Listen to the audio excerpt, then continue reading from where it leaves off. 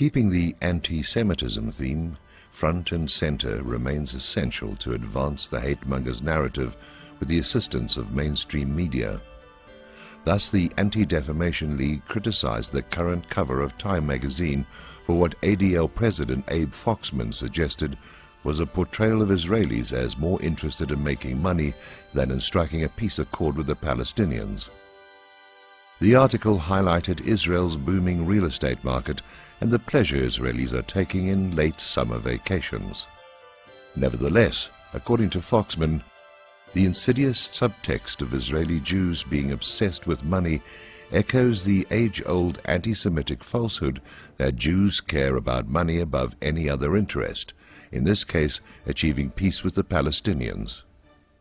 Foxman insisted that managing editor Richard Stengel issue an apology to readers both for the timing of the article and for calling up old anti-Semitic stereotypes about Jews and money.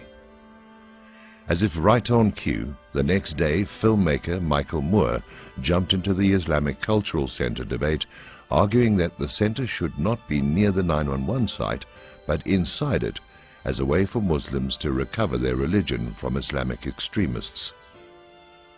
In his branded controversial style, Moore could have left it at that. Instead, he used his assured media profile to relate an account of George Washington's wish to see Jews receive equal rights.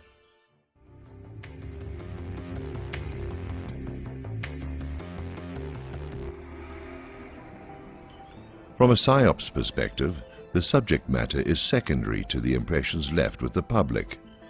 The embedding of imagery and emotion is the strategic purpose of much of what you see.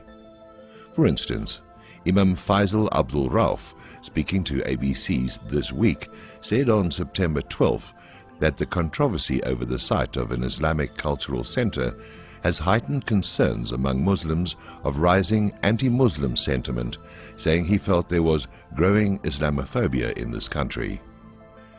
That's a foreseeable result of creating widely shared impressions that foster and sustain widely shared beliefs that, in turn, are kept intact with emotional triggers. That's how the hate-monger narrative progresses in plain sight. When waging war in the shared field of consciousness, the most powerful weapon is often power of association. Michael Moore's film success shows how it's done. In his popular Fahrenheit 911, he deployed impressionistic weaponry to associate the war in Iraq with Bush oil. How was that done? He showed in film that one of the several dozen siblings of Osama bin Laden served on the board of advisors to the Carlyle Group, an investment banking firm in Washington, D.C. Also serving on that board was former President George H.W. Bush, the father of George W. Bush. Therefore, by the power of association, the war in Iraq was for Bush oil. Storylines don't need to be true, just plausible. The point of PSYOPs is not reality, but credibility. Impressions gain the traction required to advance a storyline in plain sight. Consensus beliefs create and sustain a narrative in plain sight. PSYOPs succeed when they attract enough eyeballs to misdirect the public's attention in plain sight. Fahrenheit 911 was produced by Miramax, a Disney subsidiary. Miramax co-chairman Harvey Weinstein loudly claimed that Disney reneged on its promise to distribute Moore's film. Disney chief executive Michael Eisner objected just as loudly. The high-profile sparring between these two Hollywood titans dragged on for months in mainstream media. By the time the film was released, the interest generated by this dispute ensured that Moore's film opened on a record number of screens for a documentary.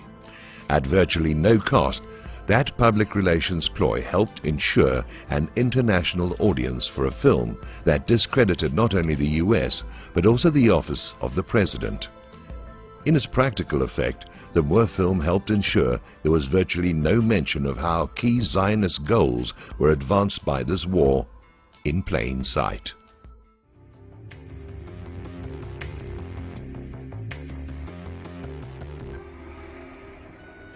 Meanwhile, September 12 news reports highlighted the extradition to France from Egypt of a terrorist who apparently planned to bomb an Israel Defense Forces event in Paris.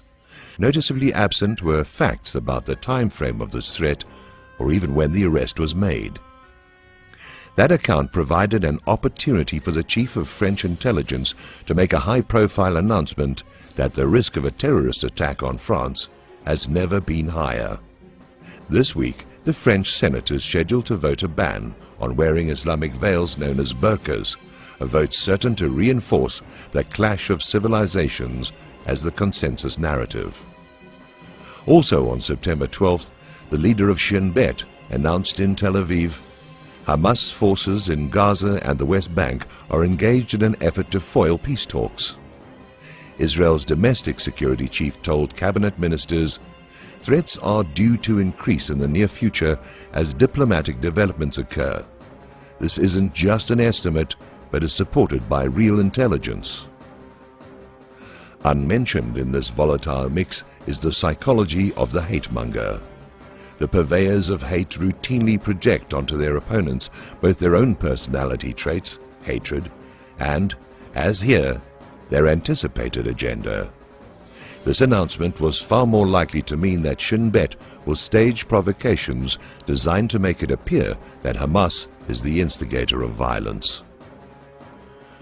For the Zionist agenda to continue in plain sight, peace must be avoided, no matter what the cost. Disruption of the peace process, in turn, must plausibly be the work of others.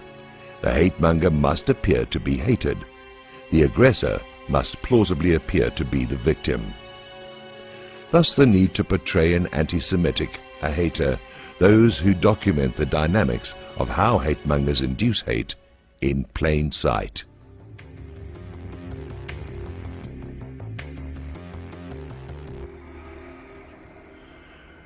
Should we see a revival of the U.S. national security apparatus, we will also see a pushback against the right-wing extremist coalitions that have long ruled Israel. However, any resistance to the Zionist agenda runs the risk that Israel's masters of game theory warfare will collapse another government. That's how Tel Aviv responded when, in June 1963, President John F. Kennedy pressured David Ben-Gurion for inspections of Israel's nuclear facility at Dimona. This young president sought to ensure that the Zionists of that era did not start a nuclear arms race in the Middle East. He foresaw what we now see. Before JFK's strongly worded letter could be physically delivered, Ben-Gurion resigned, citing undisclosed personal reasons.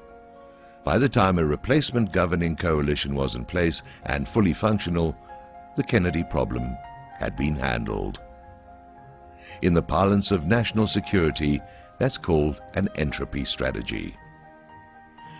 Fast emerging circumstances suggest the likelihood of a similar strategy, particularly should there emerge any prospect of peace with the Palestinians. As Israeli Foreign Minister Avigdor Lieberman candidly puts it, peace is impossible. Not next year, and not for the next generation. Should Bibi pressure this fragile governing coalition for an extension of the temporary partial freeze on settlements, members of his nationalist government could withdraw, collapsing the government. Key members of the coalition signal their intentions on September 12th by announcing that any extensions of the freeze will end the Netanyahu government. On September 13th, 4 Likud party members threatened to withdraw budget support if the freeze is extended. That threat was issued as Netanyahu departed for peace talks in Sharm el-Sheikh with Palestinian leader and U.S. Secretary of State Clinton. The recurring possibility of governmental collapse has long given Tel Aviv leverage over peace talks sought by the U.S. That era may soon draw to a close if our national security apparatus is now guiding U.S. foreign policy. To date, our elected officials have proven themselves unable to navigate through the manipulation often deployed by Israel to stymie agreement on the terms of a peace accord. Tel Aviv knows the power that the perception of political vulnerability offers in negotiations. When the game theory dynamics of Israeli psyops are fully grasped, that leverage will quickly dissipate as negotiators realize they have long been manipulated. That makes the duplicity personal. The key barrier to realizations is the fast-fading belief among policymakers in the US and the EU that Israel is an ally and a friend, rather than a sophisticated foe skilled at using deception to leverage its small numbers to great effect. Though collapse is one possible strategy, Bibi may instead be assassinated. The threads of a plausible storyline were laid on a September 9th article in Haaretz.com, where he was compared to French President Charles de Gaulle, against whom French nationalists staged numerous assassination attempts. Either approach would inject enough entropy into the peace process to sustain the Palestinian conflict and extend the occupation yet again. Either strategy would strengthen the hand of the hate mongers as settlers build another 19,000 homes and US legislators continue to pretend that the Zionist state is a victim of anti-Semitism rather than a serial agent provocateur.